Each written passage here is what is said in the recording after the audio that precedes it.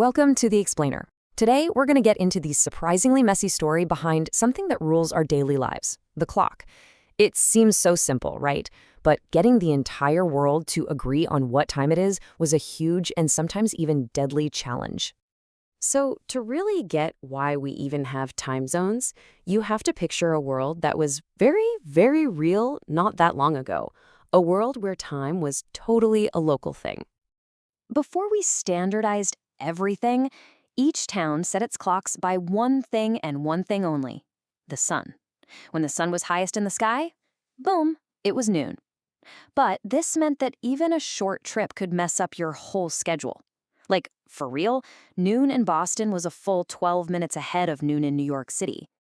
And this system called local solar time, it worked great for centuries. I mean, when you're traveling by foot or on a horse, those little differences don't really matter.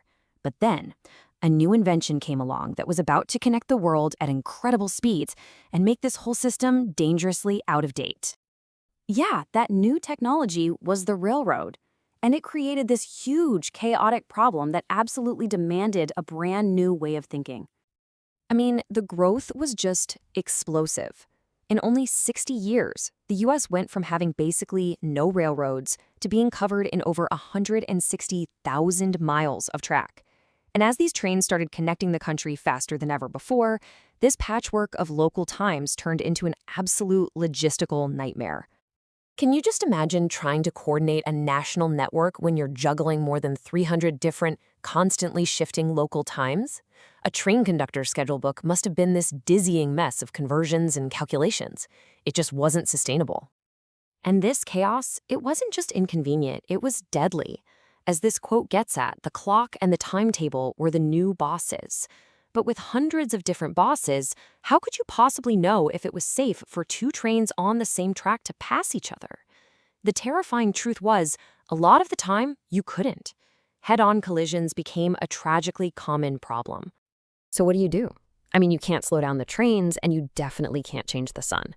The solution had to be something totally different. And it came from one simple but absolutely revolutionary idea.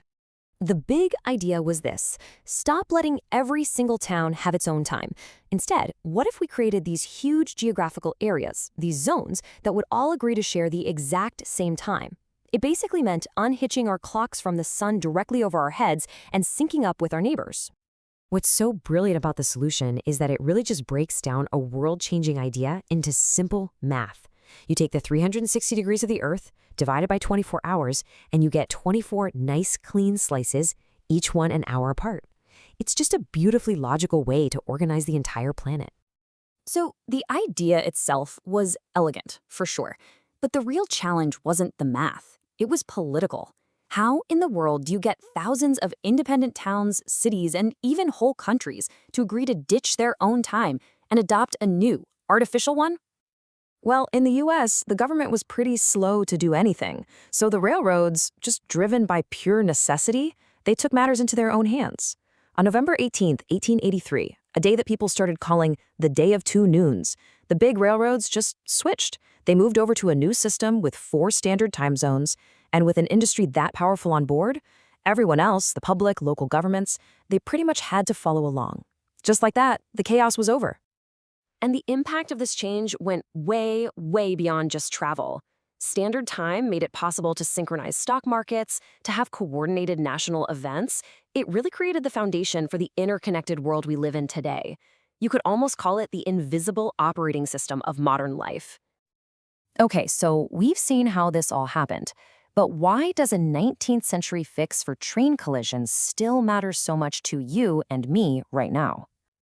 I mean, just think about it for a second. That alarm that woke you up this morning, the international video call you have later today, your entire life is scheduled by this system. It's a pretty powerful reminder of how one single idea, designed just to keep trains from crashing, can ripple through generations and shape our lives in ways we don't even think about. The shift was absolutely massive. We went from a world of constant, confusing adjustments to the predictable, synchronized world that we totally take for granted now. This simple system brought order from complete and utter chaos. And that's our explainer on the invention of time zones.